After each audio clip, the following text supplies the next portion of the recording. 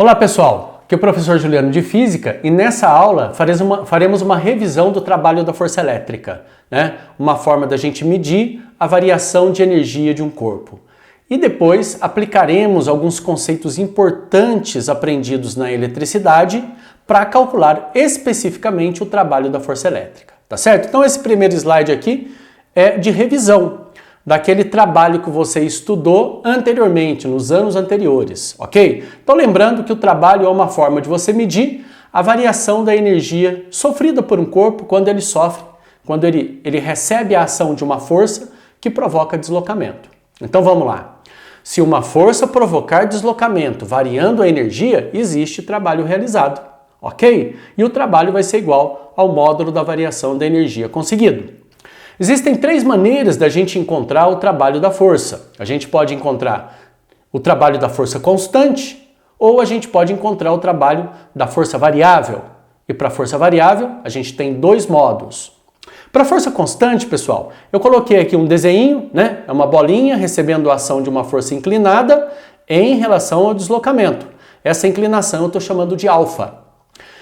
O símbolo que a gente usa para trabalho é esse aqui, que pode ser o tal, uma letra grega, e esse W aqui que vem do inglês, work, que é esse que a gente vai fazer a opção aqui na eletricidade, ok? Então, trabalho, representado por W, vai ser igual a força multiplicado pelo deslocamento, multiplicado pelo cosseno do ângulo formado entre a força e o deslocamento. É uma grandeza física escalar porque é o resultado de um produto escalar. Se você não sabe o que é produto escalar, não tem problema algum. Mas saiba que o módulo da força multiplicado pelo módulo do deslocamento multiplicado pelo cosseno do ângulo vai te dar a variação da energia que no sistema internacional é medido em joules. É isso aí. E quando a força é variável, a gente tem o método gráfico e os teoremas da energia. O método gráfico é muito simples, pessoal. Basta você encontrar a área do gráfico força no eixo Y e deslocamento no eixo X, que você vai ter o valor numérico do trabalho. A área no sistema internacional é medida em metros quadrados e o trabalho ele vai ser medido em joules. Então as unidades de medida são diferentes, mas o número que acompanha é o mesmo, ok? Agora, os teoremas da energia quais são? TEC, TEP e TEME, ou seja, o teorema da energia cinética, o teorema da energia potencial e o teorema da energia mecânica. Do que trata cada um deles? Pessoal, se você der uma olhadinha aqui, o trabalho da força resultante é igual à variação da energia cinética, ou seja, energia cinética final menos a energia cinética inicial. Esse é o que a gente chama de TEC, o teorema da energia cinética. O teorema da energia potencial, ele diz que o trabalho da força conservativa é igual à energia potencial inicial menos a energia potencial final. Ou seja, o trabalho da força conservativa, que por exemplo é o caso da força elétrica, é menos a variação da energia potencial. É outra forma de você escrever também, tá certo? Esse a gente vai usar bastante por conta da força elétrica ser uma força conservativa. A força conservativa é aquela que o trabalho independe da trajetória, como você vai ver daqui a pouquinho.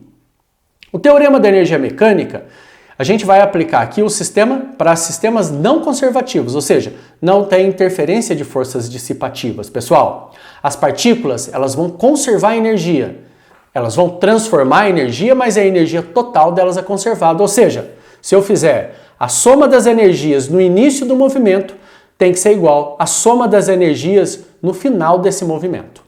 Ok? Então essas são as três formas da gente encontrar o trabalho da força, ou seja, a variação da energia. Agora, vamos usar todos esses métodos? Não. Em determinadas situações, a gente vai usar um. Em outra situação, a gente vai usar outro. Isso a gente vai descrevendo durante as aulas. Tudo bem? Bom, então vamos imaginar uma situação hipotética.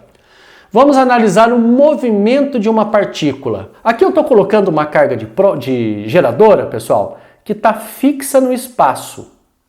Ela não vai se movimentar.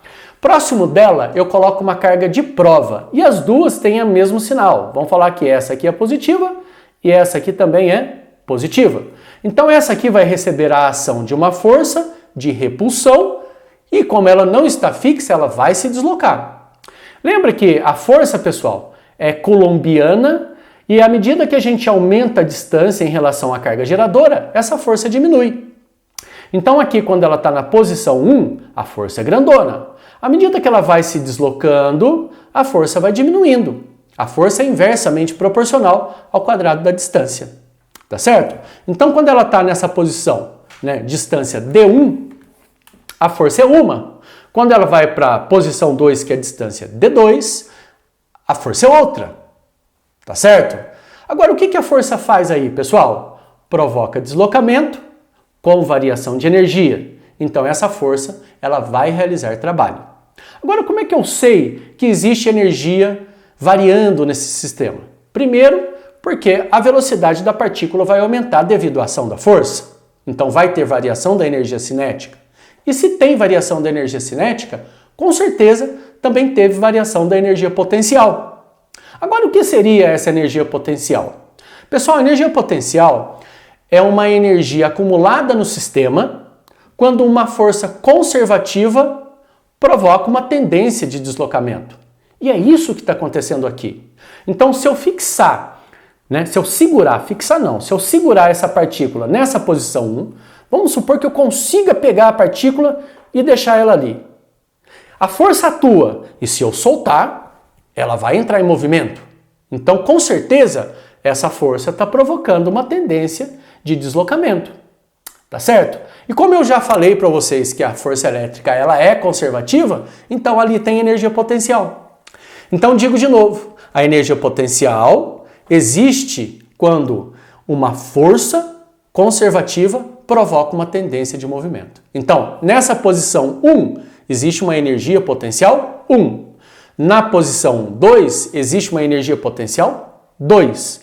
Mas por que, professor? Mudou? Mudou porque a força mudou, né, pessoal? A força lá na posição 2 é menor. Então, a continuidade que essa força ela provoca no movimento da partícula é diferente da continuidade do movimento que ela provoca no início. Então, as energias potenciais são diferentes. Então, a energia potencial deve depender da força, né, professor? Sim, depende. Olha a equaçãozinha que eu coloquei aí para vocês. A energia potencial é K, Qzinho dividido por D. Então, não tem módulo na carga, porque a energia potencial pode ser negativa, e o negativo existe uma interpretação que a gente vai fazer depois, e essa distância é sem quadrado, é o resultado de uma integral, que eu não vou descrever agora para vocês. Mas então a força interfere sim na formação da energia potencial. Por isso que as equações são muito parecidas. Ok, pessoal? Então, no sistema internacional, essa energia, obviamente, também vai ser medida em Joule. Tá certo? Vamos imaginar que eu tenho nessa posição aqui uma quantidade de energia. E essa quantidade de energia ela vai ser igual a 10 joules. À medida que a distância vai aumentando, como eu falei para vocês, já que as partículas são positivas, a energia potencial ela diminui, tá certo? Então a energia cinética ela vai aumentando à medida que a energia potencial vai diminuindo, favorecendo a transformação da energia. Tá certo? Bom, mas eu destaco uma ideia aqui, hein? Na energia potencial eu só tenho duas cargas. Então essa energia potencial ela vai ser armazenada no sistema formado por duas cargas. E se eu tiver mais cargas, como é que vai ser? Por exemplo, se eu tiver um sistema assim, formado pela partícula 1, partícula 2 e partícula 3. Não vai ter jeito, pessoal. Para eu calcular a energia total desse sistema de 3 partículas, eu vou ter que fazer a energia potencial da 1 com a 2, da 2 com a 3, da 3 com a 1. Fechando esse ciclo aí. E aí a energia total será a simples adição algébrica dessas EP1, EP2 e EP3, ou seja, a energia potencial da primeira interação, a energia potencial da segunda interação e a energia potencial da terceira interação. Ok? Então, agora olha só. E se eu tiver numa situação hipotética que essa partícula aqui ela tenha 1 coulomb de carga? Então, naquela posição, ela vai acumular quantos? 10 joules para 1 coulomb. Você percebe que essa carga ela é diretamente proporcional à energia potencial. Ou seja, se eu aumentar a carga, significa que eu vou ter que aumentar a energia potencial do sistema. Se eu duplicar a quantidade de carga, eu duplico a energia. São grandezas diretamente proporcionais. Então, se eu tiver aqui 2 joules para 1 coulomb, mas se eu colocar 2 coulombs de carga, então eu vou para 20 joules. É diretamente proporcional. E aí, se eu tiver 3 coulombs, 30 joules. Então, percebe que a divisão ela vai ser sempre a mesma, porque naquela posição, a energia acumulada por coulomb é a mesma. Então, os físicos acharam interessante essa relação constante, essa constante de proporcionalidade entre a energia e a carga. E eles nomearam essa constante, né, entre a energia e a carga de potencial elétrico. O potencial elétrico nada mais é do que a quantidade de energia acumulada por coulomb. E a gente pode, obviamente, calculá-lo pela continha que eu acabei de fazer para você. O potencial elétrico, simbolizado pela letra V, ele vai ser a relação entre a energia potencial e a carga de prova. No sistema internacional, como seria? Vamos fazer a análise dimensional dessa equação? O potencial é dado por joule dividido por coulomb, porque a energia por carga. Só que essa relação, pessoal, ela ficou tão importante para a interpretação dos eventos físicos, que os físicos chamaram o joule por coulomb de volt. Então, quando a gente fala volt, a gente está falando de potencial, que a gente pode simbolizar pela letra V, ou a gente pode fazer assim, justamente para diferenciar da unidade de medida que também é V minúsculo, em homenagem a um físico chamado de volt. Tá certo? Agora repara só, quando eu tenho 100 volts de potencial, significa o quê? Significa que eu vou fornecer 100 joules de energia para 1 coulomb de carga. Só para você ter uma ideia, pessoal, 1 coulomb de carga, para eu formar 1 coulomb de carga, eu preciso de 6,25 vezes 10 elevado a 18 elétrons. É muito elétron para formar 1 coulomb, porque a carga do elétron é pequenininha. Então, se eu pego todos esses elétrons e forneço essa energia para ele, então a gente vai ter 100 volts, 100 joules por coulomb de carga. Tá certo? Agora veja bem, vamos fazer uma continha rápida aqui. Nessa posição, vamos colocar o potencial aqui em cima. Eu tenho 10 joules por coulomb, ou seja, nessa posição, o potencial elétrico é igual a 10 volts. Então repara só que o potencial elétrico é uma característica daquela posição. Se naquela posição eu colocar 1 coulomb, a energia acumulada é 10 joules. Agora a energia não. A energia ela depende de 2 partículas. É uma energia acumulada no sistema formado por 2 partículas. Sacou a diferença? Então a energia potencial depende de 2. O potencial elétrico depende da posição do espaço onde eu estou encontrando ele. Então nessa posição 1, o potencial é 10 volts. Nessa posição 2, o potencial seria 5 joules por coulomb, 5 volts. Então aconteceu durante o deslocamento da partícula uma diferença de potencial. E essa diferença de potencial indica o quê? Que houve realização de trabalho pela força elétrica. Por quê? Porque a energia variou. Então é bom a gente também definir a diferença de potencial como um indicativo de que a força realizou o trabalho. Então, se essa diferença de potenciais, que a gente vai chamar de E, aqui ó, ela for diferente de zero, significa que houve realização de trabalho pela força. Então olha o que eu coloquei aí. A diferença de potencial é uma grandeza física que indica a variação da energia sofrida pela carga, ou seja, a realização de trabalho, que é medida, obviamente, se é uma diferença de 2 potenciais, ela também é medida em volts no sistema internacional. E ela nada mais é do que o potencial inicial menos o potencial final. Ok? Pessoal, vamos resolver um exercício aqui. Quer ver só? Uma carga pontiforme, Qzinho, de 5 vezes 10 a sétima coulomb, é colocada num ponto A de um campo elétrico onde o potencial elétrico vale 2 vezes 10 a terceira volts. Qual é a energia potencial eletrostática adquirida pela carga no ponto A? Pessoal, é fácil de entender que a relação que ele está colocando aqui para a gente é a relação entre a carga de prova de 5 vezes 10 à sétima coulombs com o potencial elétrico, que é igual a 2 vezes 10 à terceira volts. Então ele dá esses dois valores e perde a energia potencial. Como é que eu vou resolver? Vou ter que usar, pessoal, a equaçãozinha do potencial elétrico, que nada mais é do que a energia potencial dividido pela carga. Ok? E aí, a energia potencial ela vai ser igual, portanto, ao potencial vezes a carga. Então, vai ficar 2 vezes 10 a terceira volts multiplicado por 5 vezes 10 a sétima coulomb. Aliás, a sétima coulomb.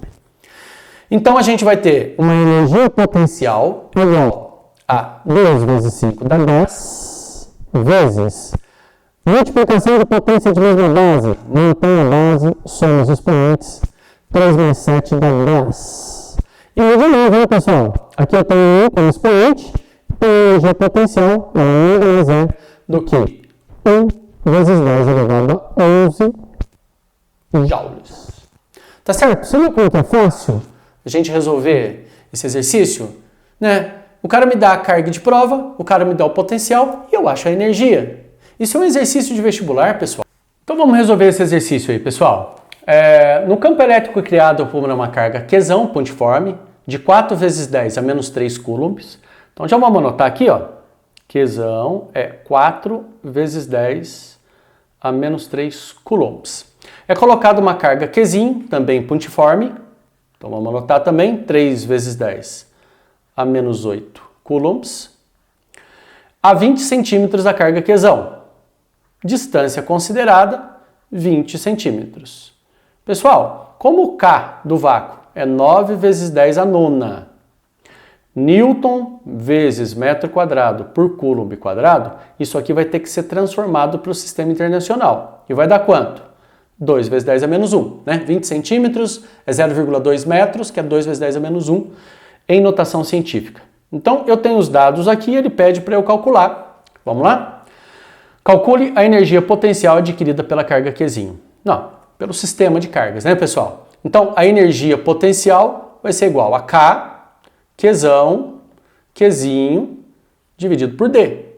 Então, a energia potencial ela vai ser 9 vezes 10 a nona.